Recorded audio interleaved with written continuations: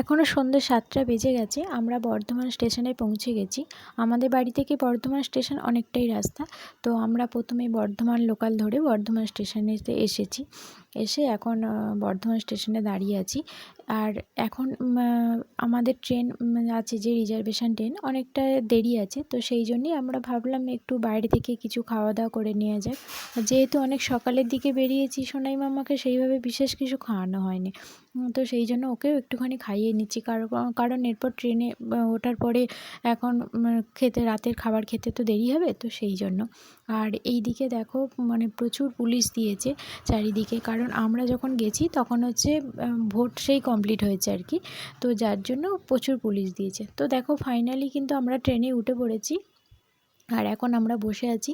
তো এই দিকে যত ট্রেনটা যাচ্ছে না, ওয়েদারটা কি ঠান্ডা লাগছে। আমাদের দিকে তো প্রচণ্ডই গরম, কিন্তু এই দিকের ওয়েদারটা সত্যি খুব ঠান্ডা লাগছে। আর তারপরে এখন তো মাঝে মাঝে একটু একটু করে বৃষ্টিও হচ্ছে, যার জন্য আর কি ওয়েদারটা খুব ঠান্ডা লাগছে।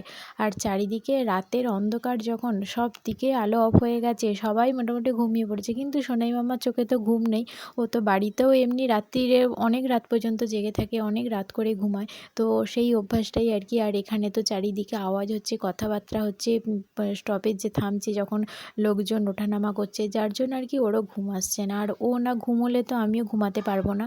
আর সত্যি কথা বলতে কি জানো তো, কোথাও বাইরে গেলে না আমার ভালো করে ঘুম হয় না।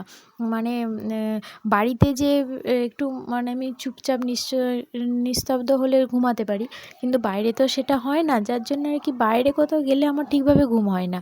তো সেই জন্য আমরা আর কি এই তিনজনে মিলে বসে বসে না বাইরে চারিদিকে রাতের যে জার্নিটা, এইটা আমাদের ভীষণ ভালো লাগছে। চারিদিকটা রাতের নিস্তব্ধ, তারই মধ্যে যেই স্টেশনগুলোতে দাঁড়াচ্ছে সেই স্টেশনগুলোতে কত লোকজন আছে, ওঠানামা করছে।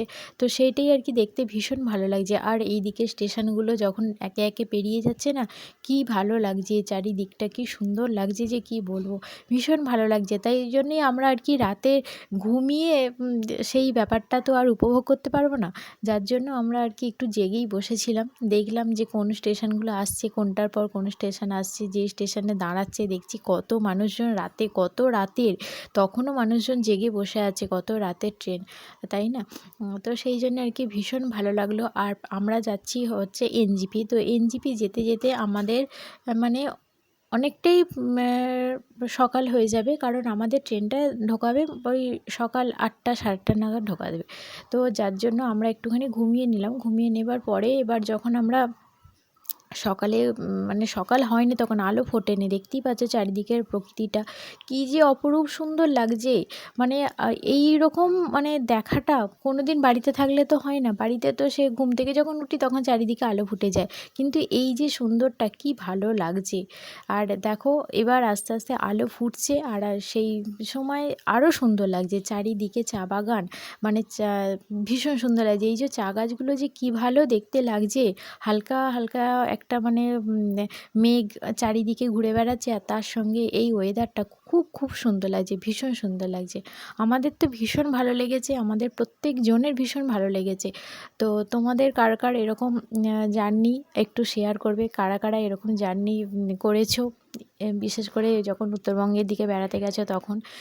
আমাদের তো ভীষণ ভালো লাগলো, রাত্রির থেকে আরম্ভ করে ভোরের আলো ফোটা থেকে আরম্ভ করে সব কিছু ভীষণ ভীষণ ভালো লাগলো। তো এবার আমরা প্রায় পৌঁছেই গেছি, আর বেশিক্ষণ নেই আমাদের ট্রেনটা এনজিপিতে ঢুকতে। খুব তাড়াতাড়ি আমরা এনজিপিতে ঢুকে যাব। তারপর ওখান থেকে আমাদের গাড়ি আছে, গাড়ি করে আমরা যাব। সেগুলো সবই তোমাদের সাথে আস্তে আস্তে শেয়ার করব। এখন আমাদের ট্রেন জার্নিটাই একটু শেয়ার করলাম তোমাদের সাথে। আর হ্যাঁ, যেটা কথা, এইখানে কিন্তু আমি দেখলাম যে রাতের দিকে ভালো বৃষ্টি হয়েছে, কারণ অনেক জায়গাতে দেখো যে জল জমে আছে, একটু একটু দেখা যাচ্ছে। তো দেখো, ফাইনালি কিন্তু আমরা এনজিপি স্টেশনে নেমে পড়েছি। আর দেখো, রাতে ভালো করে ঘুম নেই, সারা রাত জেগেই প্রায় বলতে গেলে, কিন্তু ভীষণ ভালো লেগেছে, খুব এনজয় করেছি। তো এখন আমরা এবার গাড়ির উদ্দেশ্যে বেরোবো, আমাদের গাড়ি আছে। তো চলো, টাটা, বাই বাই।